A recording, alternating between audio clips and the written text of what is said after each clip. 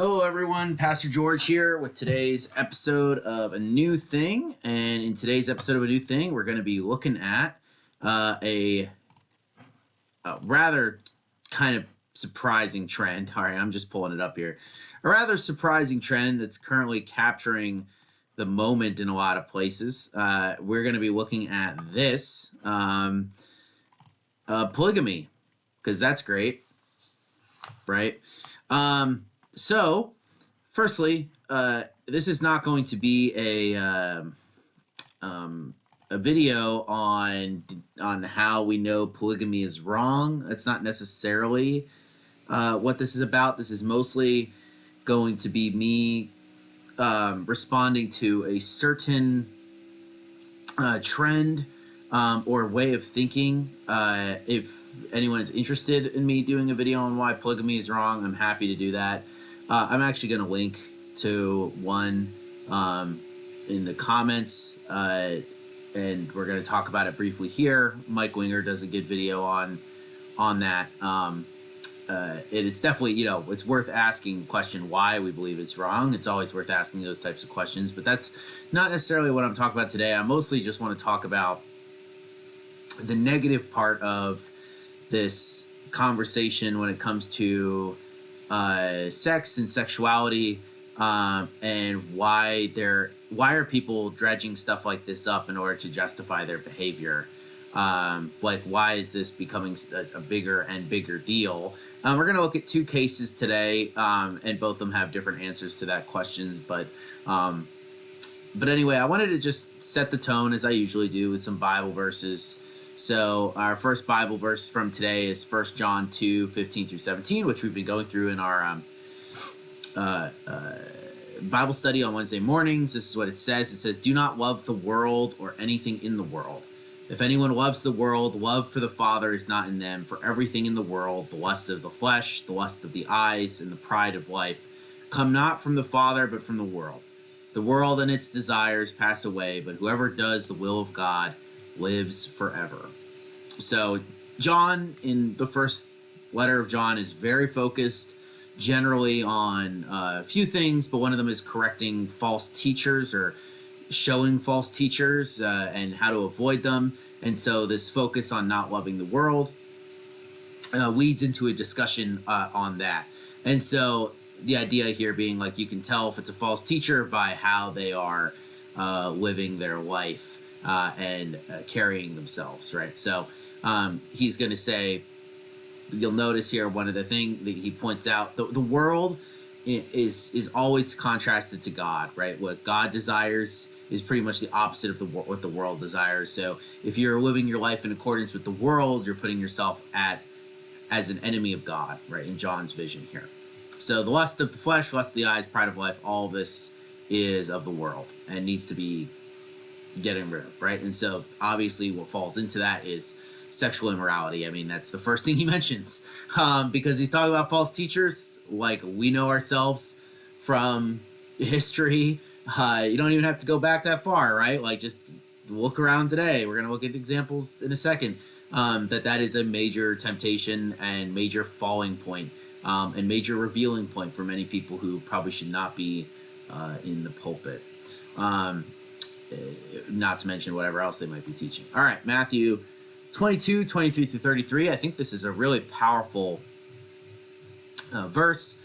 It says, that same day, the Sadducees, who say there is no resurrection, came to him with a question. So Matthew is opening this up. He mentions the Sadducees. The Sadducees are a pretty important religious sect of Jews at this time. They, as he points out, deny that there's going to be a resurrection. They don't believe that that's what the prophets were saying.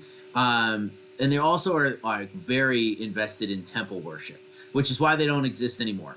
Basically, they're wiped out with the destruction of the temple, and they cease to kind of exist as a sect of Judaism.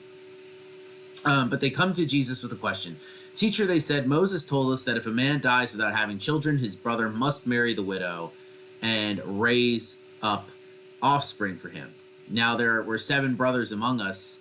The first one married and died, and since he had no children, he left his wife to his brother. The same thing happened to the second and third brother, right down onto the 7th. Finally, the woman died. Now then, at the resurrection, whose wife will she be of the seven, since all of them were married to her? Right. So this is like a theological, philosophical question of them attacking the idea of the resurrection, right? A final resurrection or things like that, right? They're denying it, and so this is kind of like a gotcha question where it's like, all right, whose wife is she going to be, or is she going to be when they all are resurrected? She can't be married to all of them, which is interesting, right? Because they assume monogamy here, right? This idea that she could be married to 7 men is kind of a gotcha point in this hypothetical question that they posed to him, right? If it is hypothetical, it might not be. There's debate about that, but I think it probably is. I think they're just like, this is kind of like, well, if this happens, how do you square that circle, sort of thing.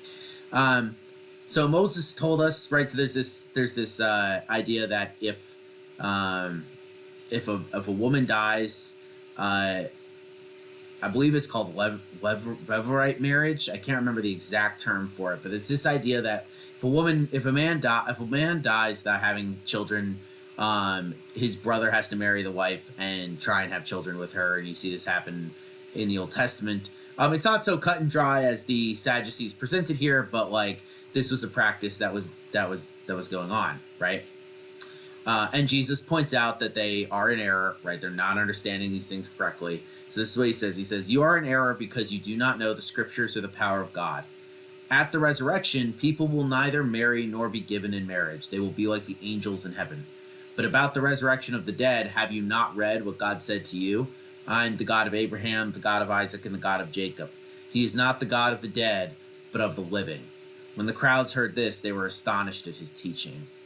So Jesus points out here, one, that they're not really interpreting Moses correctly, but also they deny the resurrection, and that in the resurrection, and this is what's important, and I think very challenging to lots of people, and I can understand why, but marriage doesn't exist in heaven, right? They will neither marry nor be given in marriage. They will be like the angels in heaven, right? There's no marriage. So that's why we say till death do you part. We don't just say that in the poetic sense of the word, right? That's a very literal in terms of Christian traditional marriage, of like your marriage ends when someone dies, which is why you can remarry when someone dies, right? And there's and Jesus is very like strict about marriage, divorce, things like that. He's very strict about things like that, but it's clear here that he believes marriage ends when someone's dead. So for a lot of people, especially in our culture, right, we have this very romanticized view of relationships, which is, that's existed at all times, all places, and it's not wrong, right? Marriage relationships are beautiful and a good thing, but not the be-all, end-all. And that's what Jesus is pointing out here. And then he points out that when God identifies himself, he identifies himself of people that are alive. And this is kind of a gotcha on the Pharisees, where it's like, if there is no resurrection and they're all gone, then why would God, continue to identify with them? And so this is how, not the Pharisees, the Sadducees. The Pharisees believe in the resurrection. They're like the ancestors, the theological ancestors of rabbinic Judaism, which is the one that's practiced today. Important. All of this is a framework. So while I was in Egypt, I got I'm on Facebook, and I see Christianity Today post this story. Seminary professor accused of secret second marriage. And it's a long article. I'm going to link it in the description. I think it's worth reading. Lots of pitfalls that this guy fell into, and like lots I can say about this. Definitely failures on the part of some people in the Christian community to recognize kind of the problematic part of this, not just in terms of his sexual escapades, but also very much kind of the way he would speak about things. There are definitely some red flags. But anyway, the reason this is important to me is because this guy, who just to let you know, don't know anything about him. Never heard of him before this article, but his name is Vince Bantu. And he is a professor at Fuller, which is the seminary that I go to for my doctorate. So, that's my connection here. And at my last seminary, I also, it's like, I think I'm like the poison pill, because like every seminary I go to, there's some big kind of infidelity on part of one of the teachers while I'm there. So maybe it's just like, maybe I shouldn't be attending seminaries anymore. Actually, but what this actually is, right, is this. That's what it is. It just shows how pervasive this is and why we need to be on guard against it. So he's accused of a secret second marriage. Basically, long story short, is he he had several trysts outside of his marriage, and he was part of an accountability group of men. And they're like, "This is wrong. Can't do that." And he would repent and try and get better. And he would have these really, unsavory relationships with students. I'm not going to say like assaults, because that's not what it sounds like, but like stuff that seems a little that doesn't seem great when you have a sniff test, right? Something like that. But over time, he was meeting with these two other pastors, and he would say stuff like, actually, the Bible condones polygamy, and he would kind of like give the verses that you would expect, right? Like Solomon or the women, Jacob having two wives, or Abraham having a concubine, and things like that, right? And now, if you read, to me, right, again, this isn't a video about defending monogamy, but to me, that's, if you read those verses, it's very clear that those are not positive, those are negative. But in any case, right, he would use this as an argument to say, hey, look, this is why it's okay. And they thought that was weird. Like it was funny. If you read the article, they'll be like, why is he so obsessed with this sort of thing? My general rule is, if one of your friends starts saying, oh, polygamy is a good thing, you can kind of know something that's going on in their personal life a little bit. But anyway, he ends up marrying, well, he should say he denies this. But I think the evidence is pretty good, as Christianity Today doesn't really do hit pieces, so I have pretty good confidence that they've done their research here, and I trust these other guys that are with him, and a lot of the other sources that have come out and said that this is true, that he's basically married another woman. Obviously, this isn't legal in the United States, right? But the way that he's justifying, or they're justifying this behavior, is he's saying he married another woman. Right, and so he's able to have another woman to have sex with, because that's really what it's coming down to. And so he's been placed on all sorts of administrative leave and things like that. And we'll see what ends up happening. Definitely worth reading. It's long, but it's good. And so this is like one reason. This is one of the reasons that you would do this sort of thing, right? Is you just want to have more women. And that's certainly a desire that I can understand. But it's a worldly desire, right? That's the important thing. And then this video popped up, and I learned about this.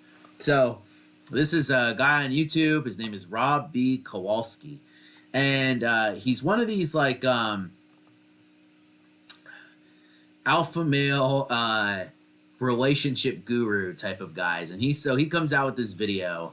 I'm not going to play it for you. I'll link it in the comments if you want to watch it. But it basically comes out with this video that says, not in the comments, but in the description, that says, here are the top 5 reasons why Christian men should pursue polygamy. So it's interesting, right? It's not even like, here's why polygamy is okay. It's actually, not only is it okay, but you should have it. You should do polygamy. And the reason he says this is because a lot of quote-unquote virtuous Christian women can't find wives, or can't find husbands, so you need to marry as many as you can. Like, the dating scene is so bad. You need to have a bunch of kids, right? There's this idea that you need to have a bunch of kids, and if we have enough kids, we'll change the world, that sort of type of thing. And I learned all this through Mike Winger's video, where he basically goes after this guy and debunks him, right? You can see, like, this video is 8 minutes, and Mike Winger's is 44 minutes. and it's definitely worth watching. Like this is very good, and Mike doesn't pull any punches. Like he calls him out for doing the things he does. Here's interesting though, because like I also, just to be clear, like it's clearly sexual to him as well. Like that's the bonus of it, is that you get to have sex with a lot of women, but you also get to save the world while doing so. Same thing here. Like if you read this article, he basically goes on to say, actually, Africans in the past, because he's a very big like focus on black theology, black history. Like one of the red flags for me with Vince Bantu is he said he refused to be under any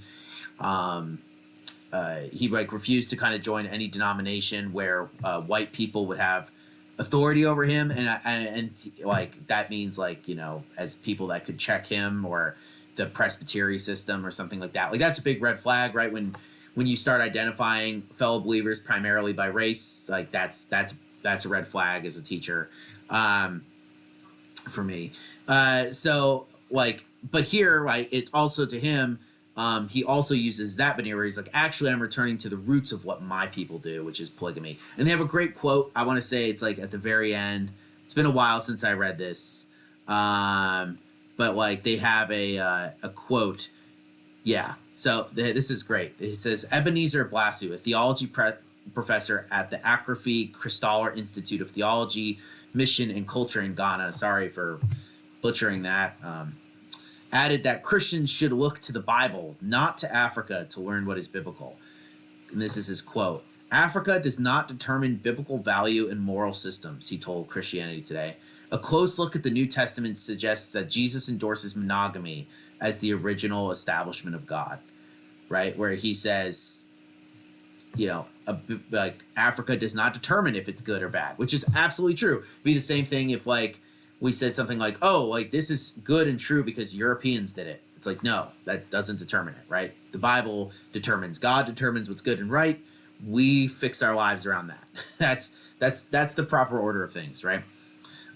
So here, like Vince Bantu is able to try and cover it up, or he tries to cover it up with a little bit of the cultural aspect of it. Rob here is like, oh, I'm a culture warrior. We need to win the culture war, and we're going to do that by having lots of wives and having lots of kids and things like that. We don't need all these beta males. Like, if you want to be a true alpha, you're going to have like, you know, seven wives and things like that. Let me see, like, where is it? You know, he basically goes through this video and he presents everything as positive of polygamy. He doesn't really, in many ways, you know, like you can just look at the titles of this and it's very, very unwise, right? So like there's the intro and then there's the scarcity of virtuous women, right? So the idea that there's not a lot of virtuous women. And then there's like, oh, this is actually supporting and protecting women, right? Because you'll see lots of people use this. I've seen Mormons use this to defend Joseph Smith, and also some Muslims do this when talking about polygamy in Islam, right? Where it's actually, no, it's defensive of women, because you know, they live in a place or time where to be single is difficult, and so it's actually really helpful for them. You know, it's really about their desire. Now, it's so funny because every time I hear that, I go, or you can just do what the early church did and support them through money, right? Like, if they wanted to do that, like if Paul or Jesus taught that that was okay, that would have been what they did. But it's very clear that they do not do that, right? That they are all about like just supporting them. Not, you don't need to have sex with them to make sure that they're okay. You know, it's all very revealing, isn't it? So anyway, yeah, and then he says, embrace your natural desires. Very problematic again when we look at what John says here. And then the expansion of the family. Expansion of the family means that, of course, we can we'll have more kids, and you know, the women will be able to all be together in a community. He makes all these sorts of arguments. It's bad and it's gross at the end of the day. And Mike Winger does a great job at breaking all of that down. So if you're interested in looking at that, check out his video. I wanted to end with this because I think that this is an incredibly important thing to this, because this, if you want to know, like when I hear about religions or other people's beliefs, one of the things I think about is this world affirming or is it world denying? Right? Is this world affirming or is it world denying? Or sometimes maybe I'll even say, is this flesh affirming or is this flesh denying? And basically, if it's flesh denying, I'm more like, oh, that could be true. But if it's flesh affirming, I go, okay, this is not biblical usually. Now, of course, I'm like, clearly, that there's like flesh denying things that aren't biblical, like people telling you to starve yourself in order to be closer to God, right? That's wrong. But generally, if someone brings like a new, like, hey, I'm doing this new religion, here's what I teach, I look at it and I go, okay, how much of this does it just look like you're covering for yourself, right? Or if you're like have this new theology, like when I look at polygamy or people arguing for polygamy, does it actually look like they're denying the world or no, right? So this is an important thing to remember, right? This is a famous line from Jesus. Jesus told his disciples, if anyone would come after me, let him deny himself and take up his cross and follow me. For whoever who would save his life will lose it. Whoever loses his life for my sake will find it. For what will it profit a man if he gains the whole world and forfeits his soul? Or what shall a man give in return for his soul? And I think that that's like a wonderful way to just cut through everything, right? Is to follow Christ is to deny the world, right?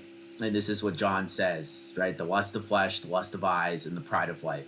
If you're denying those things, that means you're going to follow Jesus. If you try and get Jesus to baptize those things and declare them good, that's where you're going to run into serious issues. And you're just not going to be following the teachings of Jesus, right? You've created an idol at that point of who Jesus is, and that's bad. So we just need to be on the lookout for stuff like this. Like most of us, of course, probably won't really interact with people like this, although you never know, right? I mean, the concept of sexuality and where its bounds are in our culture is changing pretty rapidly. I mean, like I've said this before, like it really wouldn't surprise me if polygamy is given some sort of legal representation in the United States by the end of my lifetime. I think it's hard to make a case against it from a secular perspective.